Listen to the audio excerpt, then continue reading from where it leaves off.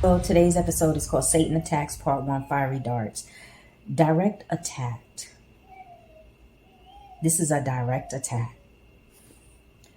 John chapter 10:10. The thief comes to steal, kill, destroy. I come so that they would have life and have it abundantly. Thank you all for tuning in. I'm Seriously Focused Johnnie, SF Johnnie, and you are tuned into my podcast, Difficult People Chronicles. Today's episode, like I said, is called Satan Attacks Part 1 Fiery Darts. I'm doing part 1s and part 2s and part 3s and all that of a lot of episodes because I feel like there's more to come. So, yeah.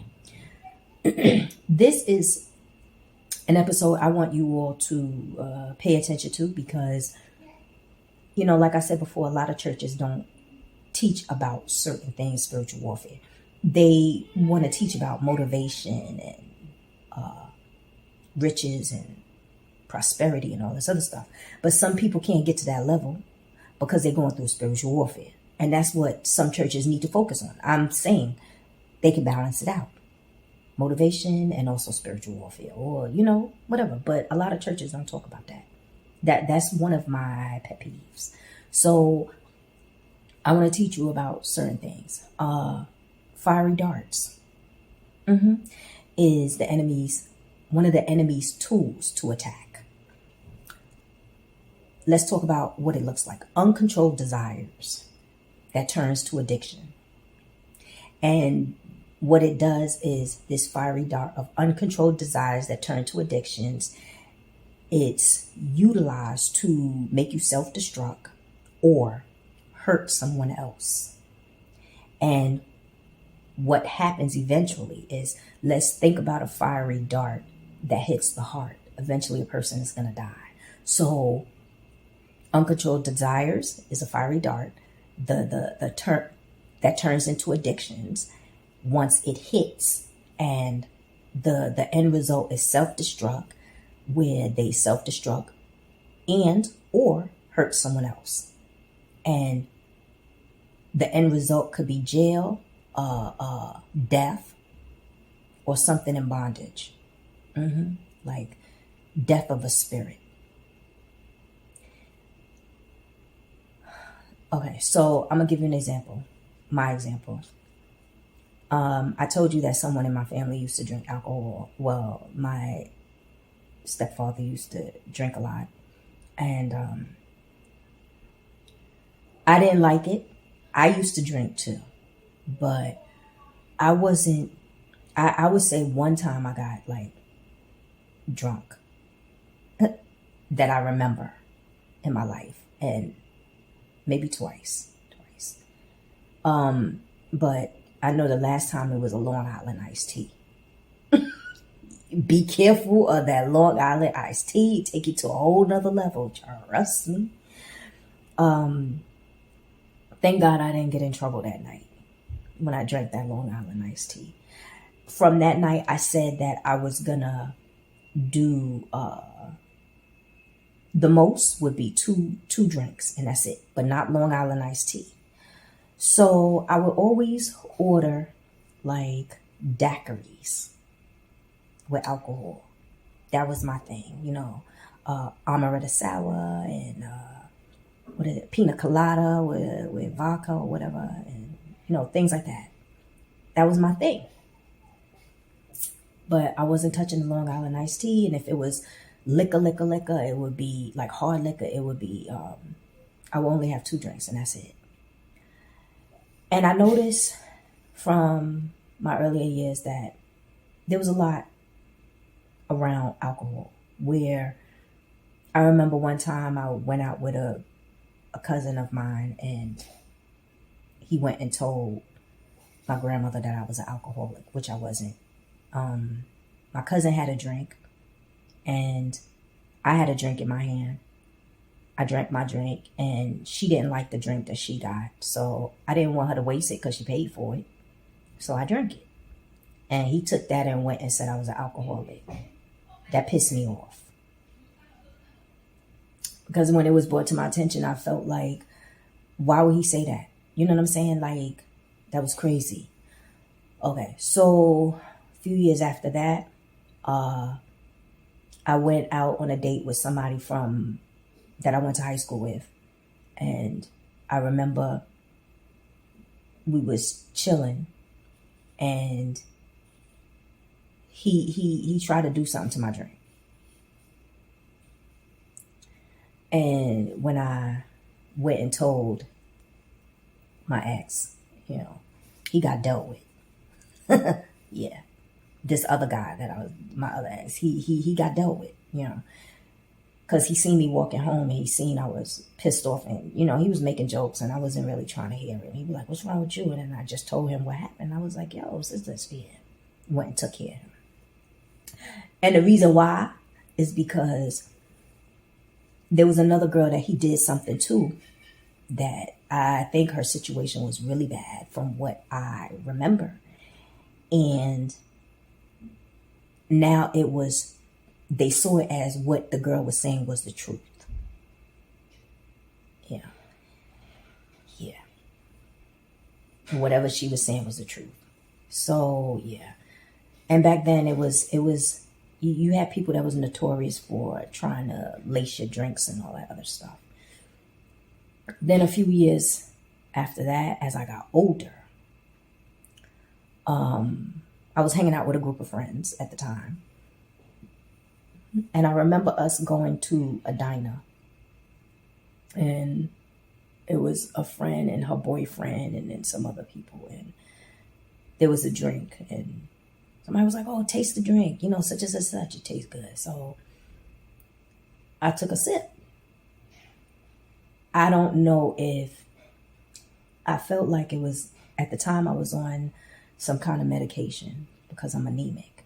But I took that medication early in the day, like as soon as I woke up. Like as soon as my eyes opened up, and I said my prayers, and I had a glass of orange juice, and I took that because, at the time I was, my anemia. Back then, I'm not claiming anemic, so I rebuke that in the name of Jesus. But I took it. And then later on in the day, so it was nighttime, it was like 8 o'clock, and then we hanging out, and I took a sip, and I don't know what happened. All I remember is I said I had to go to the bathroom. I didn't know if I had to vomit or what. And it could have been my spirit. Thinking about it now, could have been my spirit. I went to the bathroom and got down on my knees, trying to force myself to vomit, and sticking my fingers in my mouth and everything. Didn't work. And then I just laid down prostrate on the floor.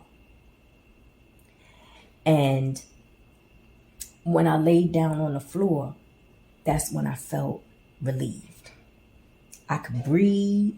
It was cool in that bathroom. I can't tell you if the floor was clean or dirty. I was on the floor. And I remember somebody knocking on the door, asking me if I was all right. And I was like, yeah. And then I went back to the table, and then I sat down, and, I would say they were like, have something to eat. And I had something to eat, and then the feeling went away, right? But that was a bad feeling. So the next time around, went to the club. Same thing happened. Now it wasn't so many people with us, but it was just me, the girl, her boyfriend, maybe 2 other people. Same situation. This time I bought my own drink. I don't know what it was, but it was crowded, so we was always around each other.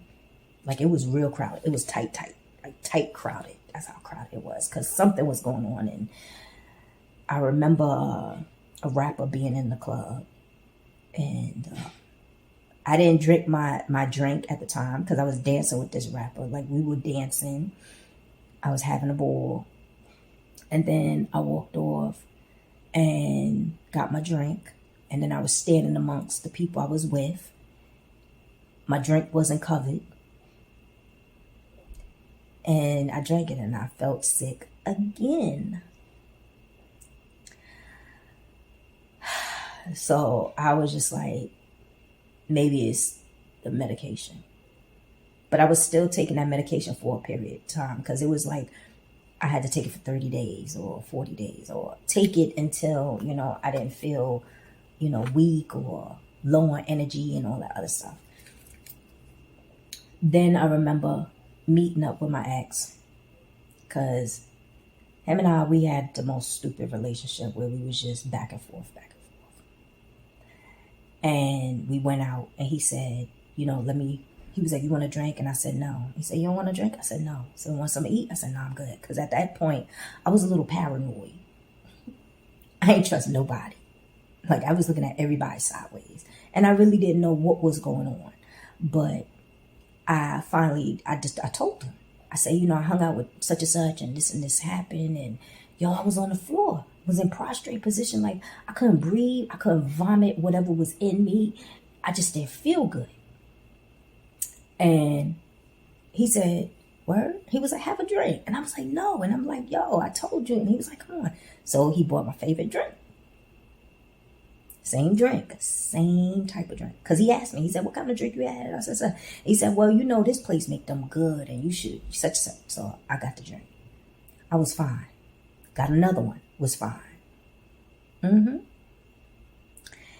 he said to me, I remember him sitting down across from me at the table, and he cupped his hands, and he was like, yo, I believe somebody laced your drink. He said, you still on that same medication that you've been taking for God knows how long, because you anemic or whatever. And it's the same drink. And you fine. He said, you done guzzled down too. And you fine. And then I was just like, yo, why would he do such a thing? So I didn't say anything. But I noticed with that same guy, after a while, he started inquiring, going to other people, asking information about me. Who my family, where I live, who this, who that. And he contacted some dude that lived in the vicinity of me. And the dude was like, yo, that's my cousin, even though we're really not cousins. And it was that dude left me alone. And my ex said it. He was like, yo, he was trying to get you in a state so he could have sex with you or something. And I was like, me? Ew, I don't even want that dude. Like, what kind of fool do he think I am? And I was, yeah. Then after a while, same dude and his girl started arguing about something. And I heard my name. So I was just like, yo, he was trying to do a threesome or something? Like, is he dumb? The way God works, a little bit after, years later, him and the girl broke up. Dude had a heart attack at a young age. Yeah. That's why it's important. So back to what I was saying, fiery darts. Alcohol was a fiery dart. I know sometimes I talk about drinking wine. I drink it in my house.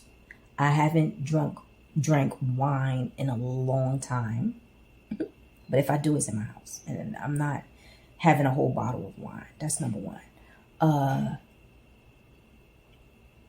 When I go out, I don't drink. And this is just some of the things. When I ask for a bottle of water, I expect the cap to be still on it, locked. I want to be the one to open it.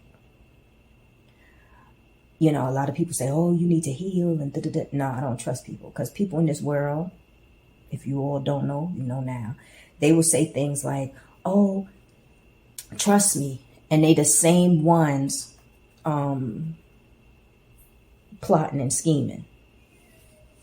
So, what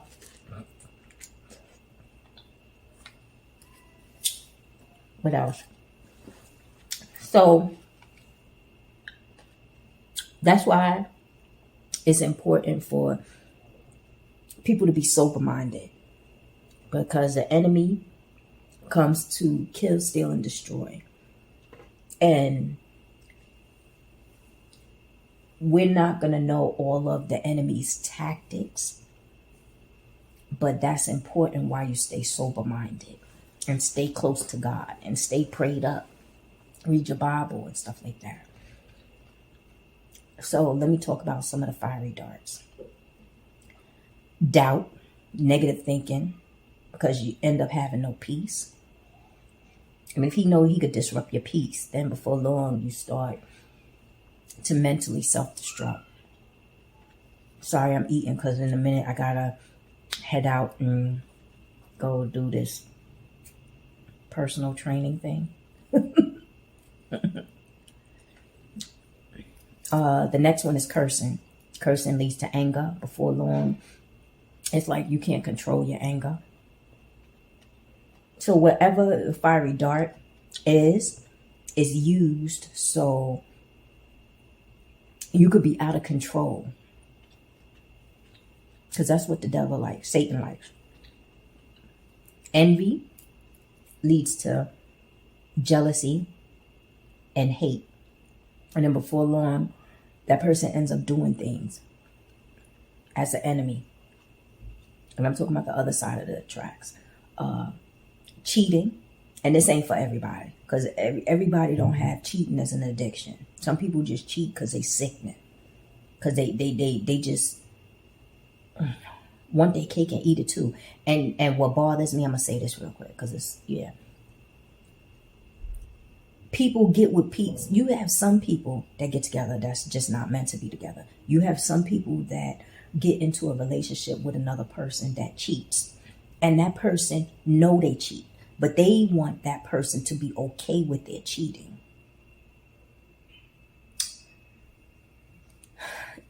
When cheating goes absolutely wrong, it disrupts your peace. And for some, people could end up dying over somebody cheating. But the person cheating see it as a thrill and it's just something they want to do. For some people, it's an addiction. I haven't met anybody where cheating is an addiction. But they need to get help. And that's a person that needs to spend time with themselves. Not apologizing and saying, oh, come with me so we can No, they need to spend time with themselves. Yeah, because there's something else going on that's rooted. Overeating. Because with overeating, you're making your belly your God and it becomes an idol. Not eating. You're more fixated on being skinny. And that becomes an idol. And you think about these things so much that you're not responsible. You don't sit and have time with God. Yeah. Stress, obsession, stalking. Stalking derives from being nosy. That's a fiery dart that the devil uses. Because what happens is that if the enemy stalks you and they so nosy and they so fixated on what you're doing, it turns into a monitoring spirit. Those monitoring spirits will do everything to block you, stop you, and destroy you, and turn you away from walking down the path that God has for you. So that's how deep it goes. The devil comes to steal, kill, and destroy. And that's what a fiery dart does.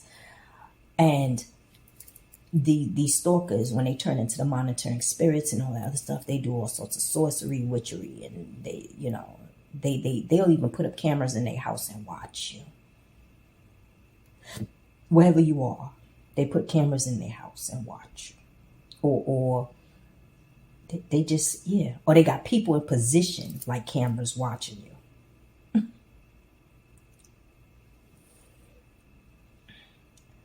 Insecure.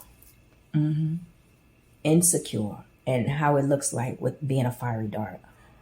Let's say a person works on themselves 360 all the way around. And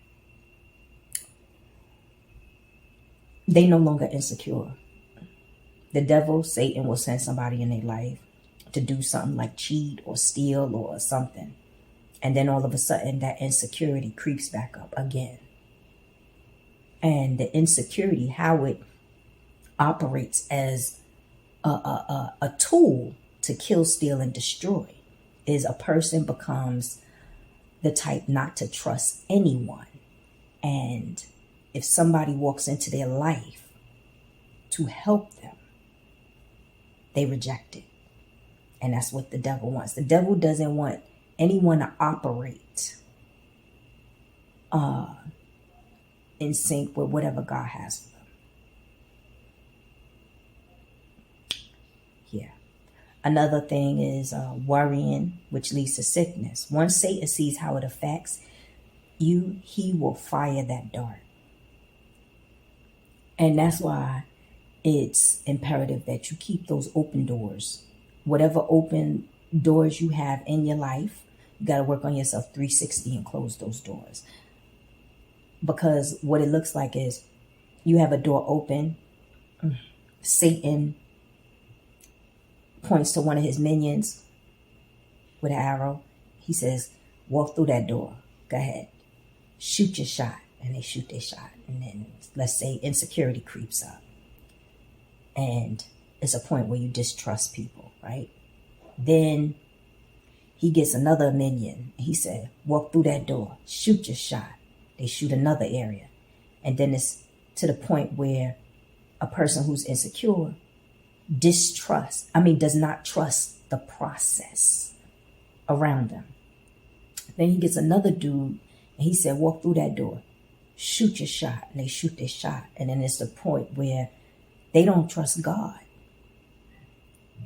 And because there's no trust, they don't have their blessings coming to them and they self-destruct. So those fiery darts is to steal, kill, and destroy. Steal your blessings, kill your motivation, destroy your mental. And that's dealing with insecurity.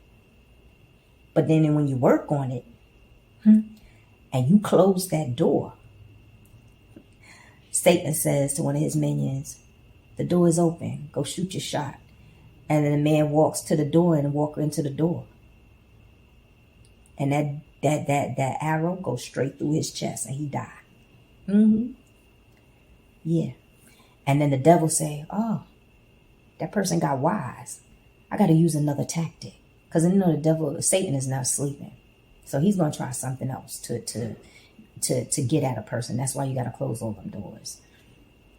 Another one is being attacked on the job, where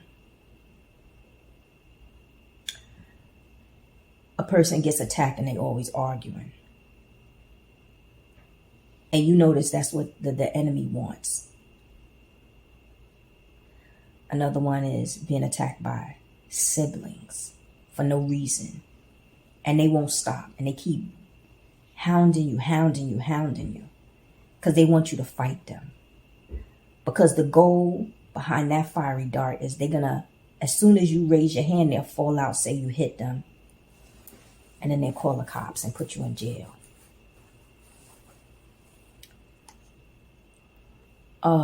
And what's the motive behind that? It could be jealousy, with siblings. People weird. It's all sorts of nonsense going on. Ask God to strengthen you. That's a tip. So what I said in the beginning was, number 1, sober-minded. 2, ask God to strengthen you. 3, bind and loosen. And if you want to know how all of that works, sign up for a session. Go to my website, Seriously Focused Johnnie, and email me, sign up for a session. Just say you want to sign up for a session in the email. And then, I'll communicate with you. But understand, give me like time to get back to you, because right now I'm on a spiritual retreat. Yeah. And then sometimes, I have to get away from the world and like go through my emails and stuff like that. Yeah. So check me out on YouTube, like, subscribe, click the notification, check out my store. And for suggested topics, email me, put in the subject box topic. My downloadable document is out. Your Money Matters. And I'm working on some other things. I'm trying to get things. I'm not going to put a date on it. Yeah. Because just because I'm doing certain things, the enemies is always trying to be in the mix. The enemies is always trying to be in the mix, trying to stop me from doing what I'm doing. But I got God in my life. The enemy, the devil, Satan, his adversaries, even those that claim they not an enemy, but they an enemy because they been doing witchcraft, they could go to hell, burn and sizzle. I said what I said. I do not take it back. Not one thing. They could burn, sizzle. They could get run over by a mad truck. Yup. I said what I said. What would I say? I'm going to say this last thing because I feel I need to repeat it for some reason. Somebody said on social media that your enemy is they said everybody's not an enemy, right? And they said how you know an enemy is because they do witchcraft. I feel part of that is true. But an enemy doesn't have to do witchcraft. They can try to block you, stop you, try, and plan, plot, and scheme to destroy you and stop you from doing what God is doing in your life. Because you see, there's people that harbor this jealousy thing inside of them, the spirit of jealousy and envy. And they will do things like smile in your face and then go behind your back to someone else and say something that's a lie or do something. They're trying to stop you from getting from point A to point B. That's why I tell my clients all the time, when you pray to God about restoration and certain things and you do certain things, do not get surprised by what you see happen to certain people that did stuff to you. You know for a fact they did it to you. Because some people are bold and they'll come to you and tell you exactly what they did.